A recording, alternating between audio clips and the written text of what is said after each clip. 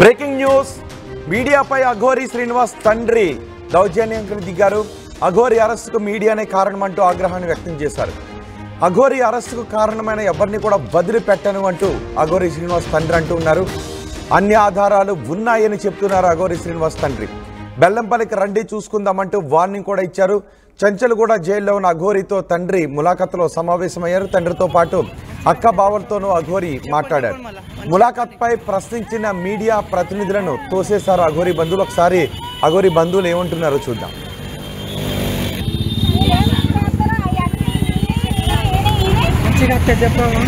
చెప్పండి చెప్పండి మళ్ళా మంచి చెప్పండి.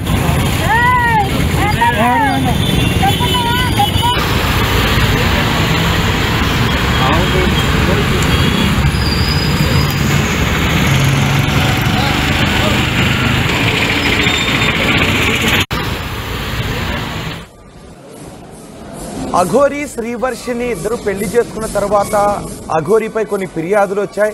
అఘోరి పూజల పేరుతో డబ్బులు తీసుకున్నారు అని ఒకరు ఫిర్యాదు చేశారు. అలాగే నన్ను పెళ్లి చేసుకుని మోసం చేశారంటూ మరొక మహిళ కూడా ఫిర్యాదు చేశారు. ఈ ఫిర్యాదుల నేపథ్యంలో అఘోరి శ్రీనివాస్ ఇద్దరిని కూడా పోలీసులు అదుపులోకి తీసుకుని అఘోరిని అరెస్ట్ చేశారు. శ్రీవర్షిని మాత్రం కౌన్సిలింగ్కి సెంటర్కి పంపించి ఆ తర్వాత తల్లిదండ్రుల దగ్గరికి పంపించేశారు. ప్రస్తుతం అఘోరి చెంచల్గూడ జైల్లో ఉన్నారు. అఘోరిని చూడటానికి చెంచల్గూడ జైలుకి వెళ్ళారు అఘోరి బంధువులు. ములాఖత్లో మాట్లాడిన తర్వాత బయటకు వచ్చిన తర్వాత మీడియా కారణంగానే అఘోరిని అరెస్ట్ చేశారు పోలీసులు అంటూ ఆగ్రహాన్ని వ్యక్తం చేశారు మీడియా పైన. మా ప్రతినిధి దేవిక ఉన్నారు పూర్తి సమాచారం అందించడానికి. దేవిక, అఘోరి తల్లిదండ్రులు ఏమంటున్నారు?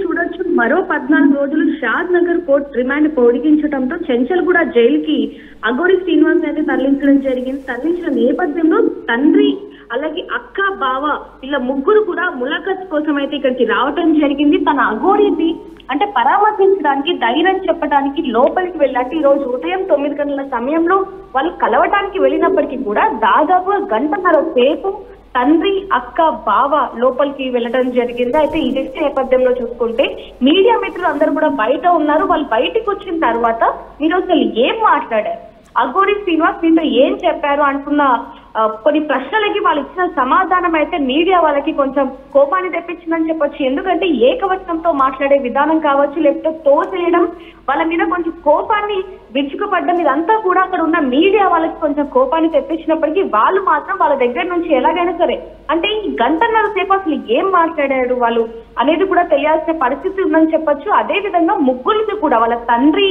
బావ అలాగే చెల్లెల్ని అడిగినప్పటికీ ముగ్గురు కూడా పొంతన లేని సమాధానం చెప్తున్న పరిస్థితి. ఎందుకంటే ఒక్కొక్కరిగా మాట్లాడుతున్నప్పటికీ కూడా వాళ్ళ అక్క ఏమో లేదు మేమేం మాట్లాడనివ్వలేదు, అసలు కలవలేదు అంటూ కూడా చెప్పడం జరిగింది.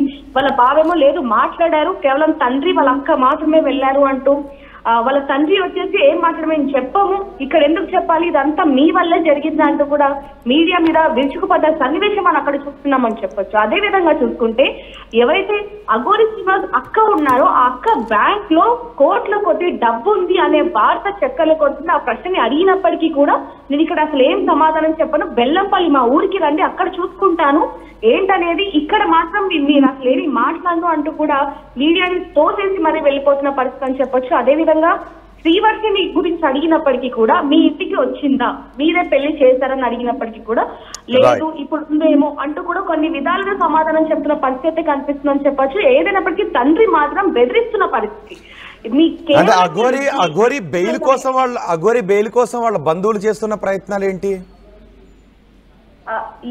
చూడొచ్చు, వాళ్ళ బంధువులు కూడా ప్రయత్నిస్తున్నప్పటికీ కూడా బెయిల్ వస్తుందా రాదా అనే కోణంలో కూడా కొంచెం గందరగోళం ఉన్న పరిస్థితి అని చెప్పొచ్చు. ఎందుకంటే వాళ్ళ సైడ్ నుంచి ఒకవైపు నుంచి లాయర్ కూడా ఎక్కువగా మాట్లాడిన పరిస్థితి అని చెప్పొచ్చు. వీళ్ళు మాత్రం ములాఖత్ కోసం వెళ్ళి మాట్లాడినప్పుడు అఘోరి కూడా బెయిల్ త్వరగా ఇప్పించండి, లేకపోతే ఈ కోణంలో వెళ్ళండి, వీళ్ళని కలవండి అంటూ కూడా కొన్ని ఆధారాలు ఇచ్చినట్టుగా అయితే తెలుస్తుందని చెప్పొచ్చు. ఎవరిని కలవాలి ఏంటి అనే కొన్ని మాట్లాడుకున్నట్టుగా అయితే కొంతమంది చెప్తున్న పరిస్థితి అని చెప్పొచ్చు. మరి బెయిల్ గురించి మాత్రం ఇప్పుడు వరకు ఎవరు మాట్లాడే పరిస్థితి.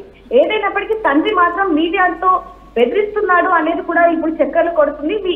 కేవలం మీడియా వల్లనే ఈ రోజు నా కొడుకు ఇలా పోలీస్ స్టేషన్ల చుట్టూ, అదేవిధంగా ఇప్పుడు జైల్లో ఉన్నాడు అంటూ కూడా తండ్రి ఎంతగా అరుస్తున్నాడు అనేది కూడా చూడొచ్చు. ఏదైనా ఉంటే మా ఊరికి రండి అప్పుడు చూస్తాను అంటూ కూడా వార్నింగ్ ఇస్తున్న పరిస్థితి అయితే కనిపిస్తుంది. రోహిత్.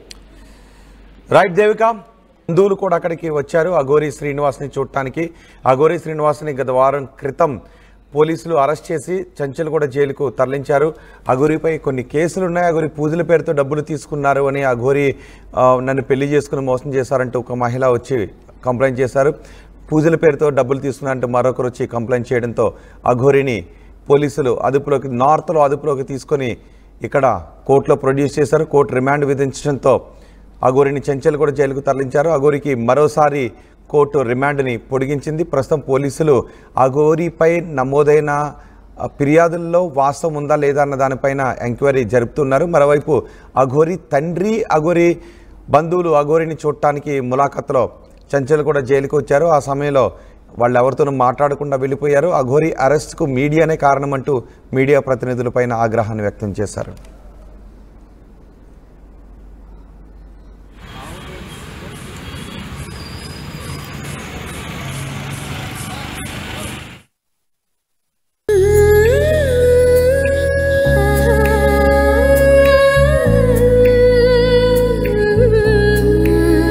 Gokulam Signature Jewels.